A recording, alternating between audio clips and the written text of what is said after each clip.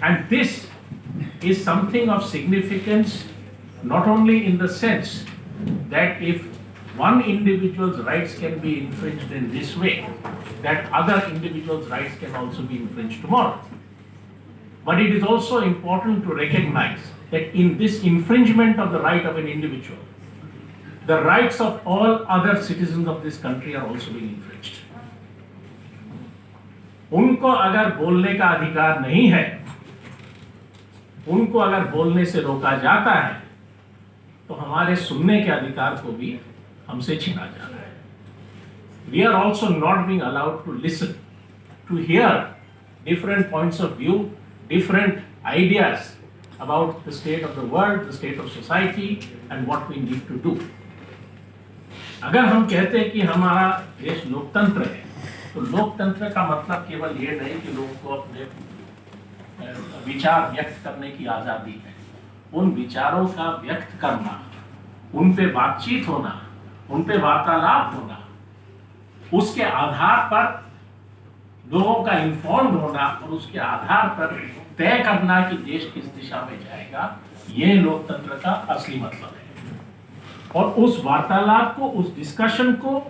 उस लोगों के सीखने की प्रक्रिया को पर हमला हो रहा है जब उनके खिलाफ इस तरह से कार्रवाई हो रही है. वो एक अध्यापक है, उनकी जिम्मेदारी है कि वो समाज का, उनका जो विषय है उसके आधार पर वो समाज का अध्ययन करते हैं, उस पर रिसर्च करते हैं, और उसके आधार पर अगर वो कुछ कहते हैं तो वो एक अपनी सार्वजनिक जिम्मेदारी जो है,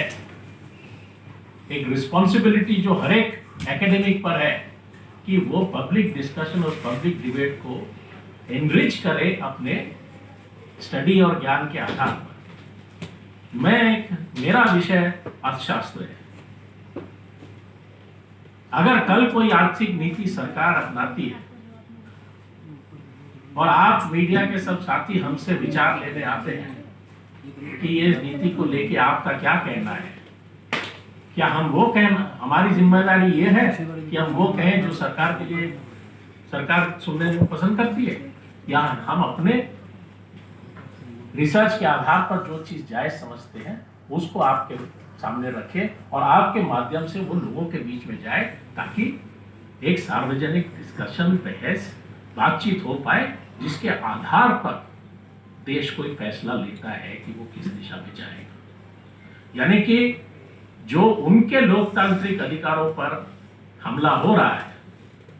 that is not just an attack on his rights, it is an attack on everyone's rights. It is an attack on Indian democracy in a wider sense and not just in the sense of the infringement of the fundamental right of free expression.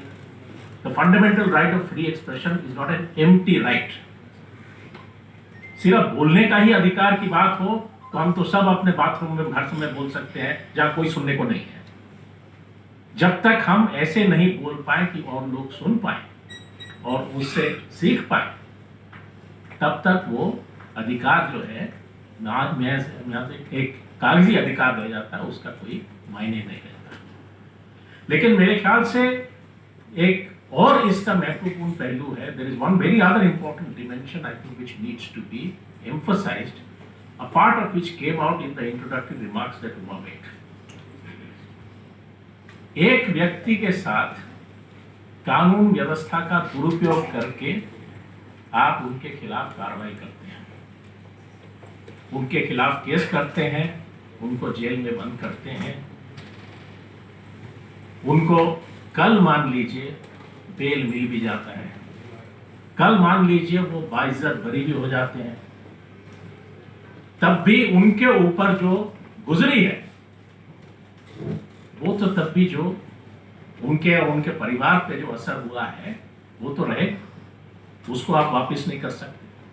और दूसरी तरफ जिन्होंने कानून व्यवस्था का दुरुपयोग किया है, those who have misused the law and the law enforcement process to commit this crime, if they are not held accountable, then the implication of that is कि कानून व्यवस्था वही है जो उसको चलाने वाले आज जिन उनके हाथ में वो जो चीज़ समझे वो उसका दुरुपयोग करना चाहे तो कर सकते हैं, वो स्वतंत्र हैं, क्योंकि कभी उनकी जवाबदेही नहीं होगी